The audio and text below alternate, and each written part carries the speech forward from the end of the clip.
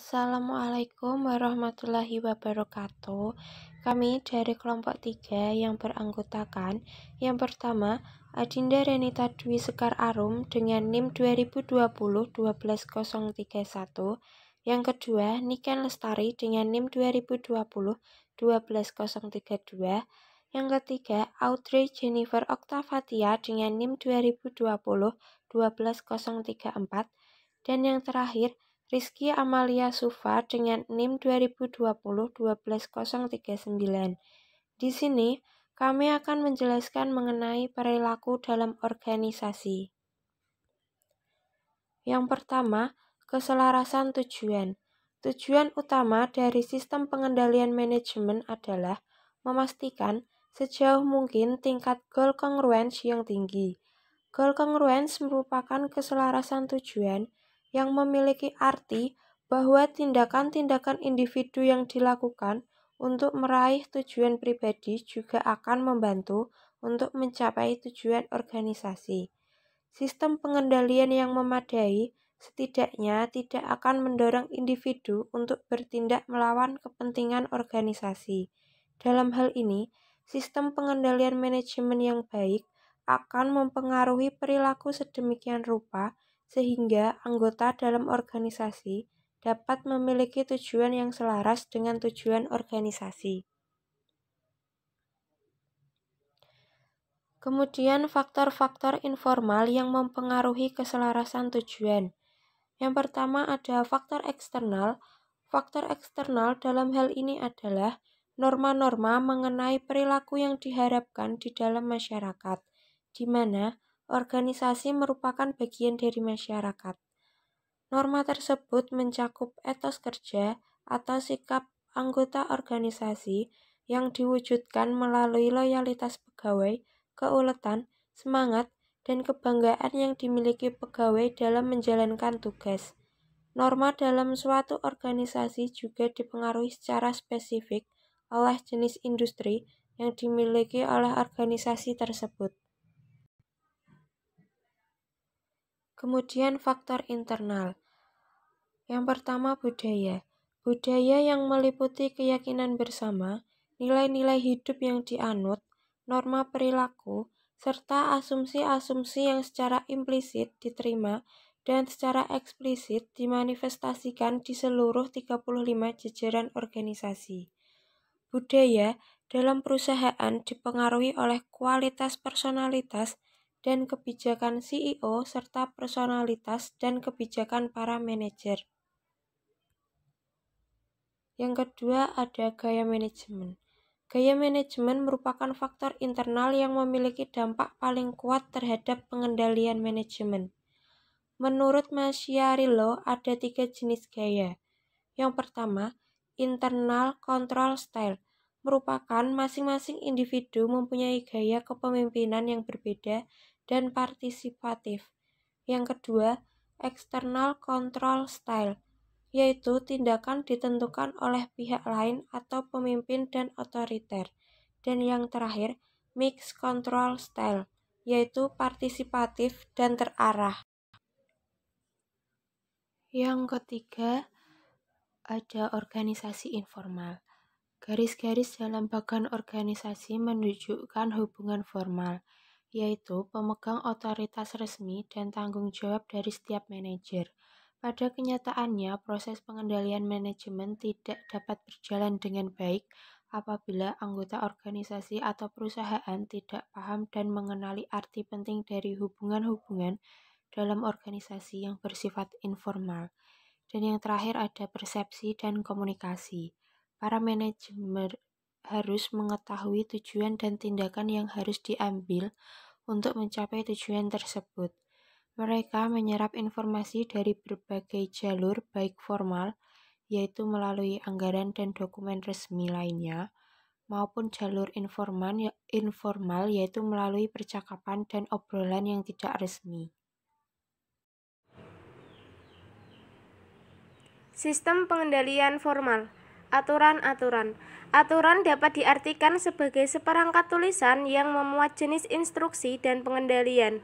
Batasan yang memuat segala macam aturan atau perintah yang harus ditaati oleh seluruh pihak yang terlibat dalam suatu perusahaan.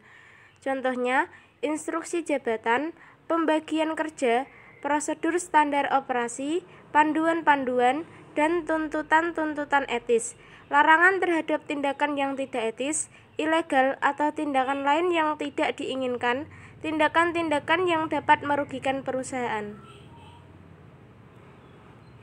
Jenis aturan. Yang pertama, pengendalian fisik.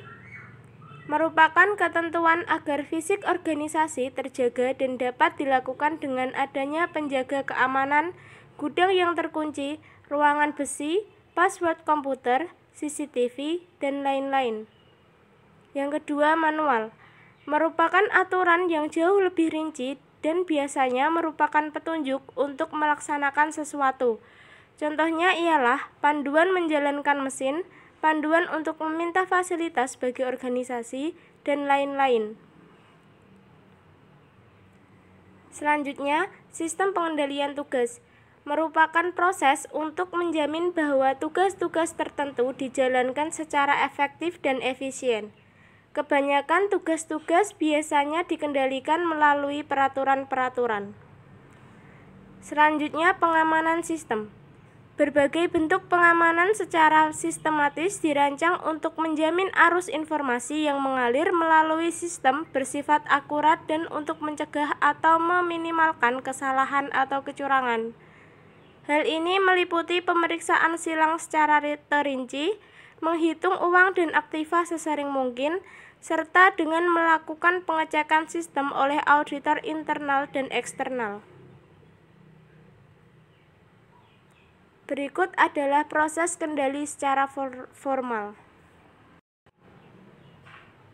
Penjelasannya, suatu perencanaan strategis akan melaksanakan tujuan dan strategi organisasi. Seluruh informasi yang tersedia dipergunakan untuk membuat perencanaan ini. Perencanaan strategis tersebut kemudian dikonversi menjadi anggaran tahunan yang fokus pada pendapatan dan belanja yang direncanakan untuk masing-masing pusat tanggung jawab. Pusat tanggung jawab ini juga dituntun oleh aturan-aturan dan informasi formal lain. Pusat tanggung jawab menjalankan operasi-operasi yang ditugaskan dan hasilnya kemudian dinilai dan dilaporkan. Hasil-hasil aktual kemudian dibandingkan dengan anggaran untuk menentukan apakah kinerjanya memuaskan atau tidak. Selanjutnya, jenis-jenis organisasi. Strategi suatu perusahaan memiliki pengaruh terhadap struktur organisasi dan struktur tersebut akan mempengaruhi rancangan sistem pengendalian manajemen organisasi. Struktur organisasi dikelompokkan dalam 3 kategori. Yang pertama, struktur fungsional, yang kedua, struktur unit bisnis, dan yang ketiga, struktur matriks. Organisasi fungsional. Terlihat dari bagian berikut, struktur organisasi fungsional membagi tugas sesuai keahlian atau fungsi masing-masing, dan manajer bertanggung jawab terhadap tugas yang diberikan. Keuntungan organisasi fungsional adalah efisiensi. Selain itu, kegiatan yang sama dalam organisasi disatukan sehingga lebih efektif. Kelemahan struktur organisasi fungsional. Yang pertama, sulit untuk mengukur efektivitas masing-masing fungsi. Yang kedua, masalah antar fungsi hanya bisa diselesaikan oleh pusat. Yang ketiga, tidak sesuai bagi organisasi yang melakukan diversifikasi atau produk pasar yang beragam. Keempat, tidak ada cara yang tepat untuk perencanaan kerja masing-masing fungsi yang terpisah pada level bawah suatu organisasi. Yang kelima, dalam organisasi fungsional, perencanaan dibuat oleh pimpinan puncak. Yang keenam, kesulitan untuk melakukan perencanaan dan koordinasi. Yang ketujuh, mudah terjadi konflik antar fungsi. Organisasi unit bisnis. Pada bagian yang telah tersedia, struktur organisasi unit bisnis ini dirancang untuk mengatasi kelemahan pada struktur organisasi fungsional. Organisasi unit bisnis atau bisa disebut juga sebagai divisi bertanggung jawab untuk seluruh fungsi yang ada dalam produksi dan pemasaran sebuah produk. Keuntungan struktur organisasi unit bisnis. Yang pertama, sarana pelatihan bagi manajemen secara umum. Yang kedua, para manajer unit bisnis dapat membuat keputusan yang lebih baik dibanding dengan keputusan kantor pusat, karena lebih dekat dengan pasar dari produknya dibandingkan dengan kantor pusat. Yang ketiga, dapat memberikan reaksi yang cepat terhadap ancaman-ancaman atau peluang baru. Kelemahan struktur organisasi unit bisnis dibagi menjadi 4. Yang pertama, masing-masing staf unit bisnis mungkin menduplikasi sejumlah pekerjaan yang pada organisasi fungsional dikerjakan di kantor pusat. Yang kedua, kesulitan mencari sumber daya manusia yang berkualitas untuk memimpin setiap unit bisnis. Yang ketiga, konflik antar bisnis. Yang keempat, kurangnya kerjasama. Organisasi matriks. Pada bagian tersebut, organisasi matriks disebut juga organisasi manajemen proyek, yaitu organisasi di mana penggunaan struktur organisasi menunjukkan di mana para spesialis yang mempunyai keterampilan di masing-masing bagian dari kegiatan perusahaan dikumpulkan lagi menjadi satu untuk mengerjakan suatu proyek yang harus diselesaikan. Implikasi terhadap perencanaan sistem. Dari tipe organisasi di atas, dapat disimpulkan bahwa sistem yang sangat bagus harus disesuaikan dengan kondisi perusahaan, mengingat tidak semua sistem bisa diterapkan dalam suatu organisasi. Meskipun dampak-dampak pengendalian dari berbagai struktur organisasi harus ditinjau oleh para manajer, tetapi begitu pihak manajemen telah memutuskan bahwa sebuah struktur dinilai paling baik setelah mempertimbangkan segala sesuatunya, maka perancang sistem harus menanggap struktur apa adanya. Jika terlalu antusias pada salah satu teknik atau teknik lainnya, maka hal yang esensial sering diabaikan. Fungsi controller. Controller merupakan orang yang bertanggung jawab dalam merancang dan mengoperasikan sistem pengendalian manajemen. Fungsi dan perannya meliputi 1. Merancang dan mengoperasikan sistem informasi pengendalian tersebut. Yang kedua, menyiapkan pernyataan keuangan dan laporan keuangan pada pemegang saham dan pihak eksternal.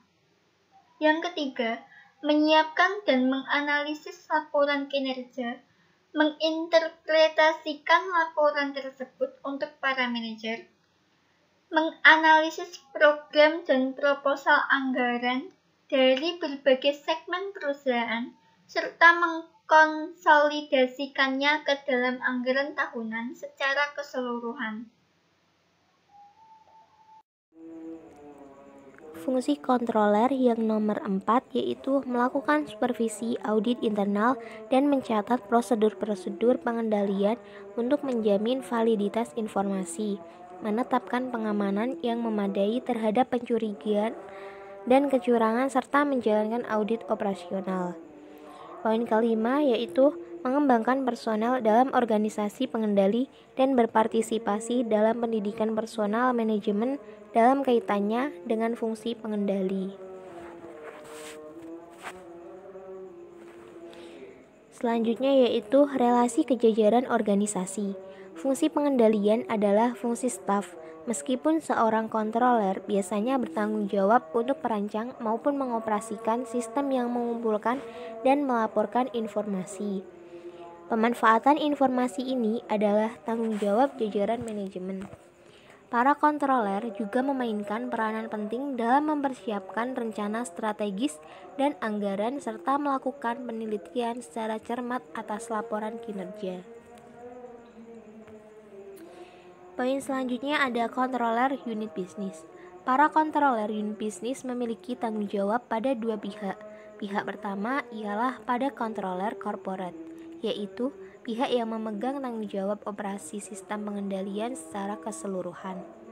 Sedangkan pihak kedua ialah pada para manajer di unit di mana controller tersebut berada yang merupakan pihak kepada siapa mereka memberikan bantuan.